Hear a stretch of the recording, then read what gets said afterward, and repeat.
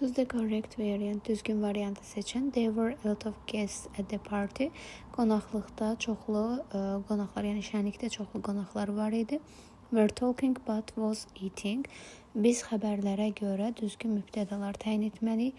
Birinci hissədə xəbərimiz cəm, ikinci hissədə isə təkdir. A variantına baxsaq, Samın xəbəri cəm ola bilər, ancaq Bosun xəbəri təkdə götürülməsi düzgün olmadığına görə A variantı yanlışdır. B variantında everybody və nobody törəmə vəzifələrimizdir, hər kəs və heç kəs mənasında. Və qeyd etsək, hər ikisinin xəbəri üçüncü şəxsin təki olmalıdır. Ancaq birinci hissədə were talking olduğu üçün B variantı yanlışdır. Eyni qayda ilə C variantında everyone'ın xəbəri were yox was olmalıdır deyə yanlış hesab olunur. Eləcə də some, yəni bəzi qonaqları nəzərdə tutduğumuz üçün xəbər yenə cəm olmalıdır.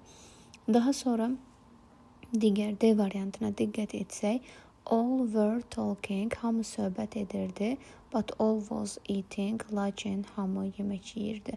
Düzgün tərcümə uyğun deyil, eləcə də all hamı mənasında xəbəri cəm tələb edir. Düzgün cavabımız Y variantıdır. All hamı mənasında xəbərimiz cəmdə. All were talking, yəni hamı söhbət edirdi, but nobody was eating, lakin heç kim yemək yemirdi. Törəmə vəzimizin də xəbəri təkdə olacağına görə düzgün cavabımız Y variantı götürülür.